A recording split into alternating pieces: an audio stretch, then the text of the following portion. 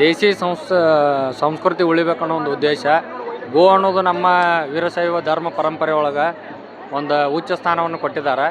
ಯಾವುದೋ ಮನೆ ಶುಭ ಸಮಾರಂಭದ ಇರ್ಬೋದು, ಯಾವುದೋ ಒಂದು ನೂತನವಾಗಿ ಓಪನಿಂಗ್ ಮಾಡುವಂಥ ಸಂದರ್ಭದೊಳಗೆ ಮೊದಲು ಫಸ್ಟ್ ಪ್ರಾಮುಖ್ಯತೆ ಕೊಡೋದು ಆಕಳಿಗೆ.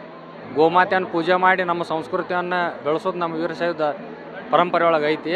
ಅದಕ್ಕಾಗಿ ಗೋ ರಕ್ಷಣೆ ಉಳಿಬೇಕನ್ನೋ ಉದ್ದೇಶದಿಂದ ಗೋ ಉತ್ಪನ್ನಗಳ ಬಳಕೆ ಹೆಚ್ಚಾಗಬೇಕು.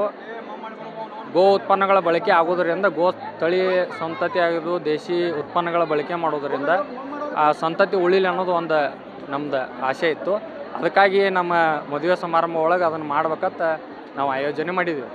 ಮುಂದೆ ಮರಣಾನಂತರ ಕೆಟ್ಟ ಹೋಗುವ ವಸ್ತುಗಳು ಅಂದರೆ ಅಂಗಾಂಗದೊಳು ನಾವು ಮರಣಾನಂತರ ಕೂಡ ಕಣ್ಣು ಹಿಡಿದು ಲಿವರ್, ಕಿಡ್ನಿ, ಹಾರ್ಟ್ ಇರ್ಬೋದು 12ರಿಂದ 18 ತಾಸು ಜೀವಂತವಾಗಿ ಇರ್ತದೆ.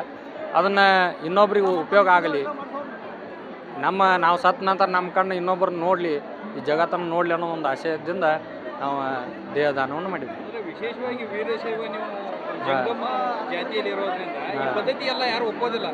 ಪದ್ಧತಿ ವೀರಶೈವ ಧರ್ಮ ಪರಂಪರೆ ಜಗದ್ಗುರು ಪಂಚಾಚಾರ್ಯ ಹೇಳಿದಂತೆ ಹಲವಾರು ಸ್ವಾಮೀಜಿಗಳಾಗಿರ್ಬೋದು, ಮೂಲಕೃತ ನಮ್ಮ ರಂಭಾಪುರಿ ಶಾಖಾದ ಮೂಲಪೀಠಗಳು ಅವರು ದೇಹದಾನ ಮಾಡ್ಬೇಕಂತ ಹೇಳಿ ಅವರ ಇದ್ರೊಳಗೆ ಹೇಳಿದ್ದಾರೆ. ಹಲವಾರು ಬುಕ್ಗಳನ್ನು ಕೃತಿಗಳನ್ನು ಬರೆದಿದ್ದಾರೆ. ಹಂಗೆ ನಮ್ಮ ಪರಂಪರೆ ಇರೋದರಿಂದ ನಾವು ಇದನ್ನು ನಮ್ಮ ಭಕ್ತರಾಗಿರ್ಬೋದು, ನಮ್ಮ ಜನಕ್ಕಾಗಲಿ ಇದು ಗೊತ್ತಾಗಲಿ ಅನ್ನೋದು ಒಂದು ಉದ್ದೇಶದಿಂದ ನಾವು ಇದನ್ನು ಮಾಡಿದ್ವಿ. ಸಹಮತದಿಂದನೇ ಮಾಡಿ.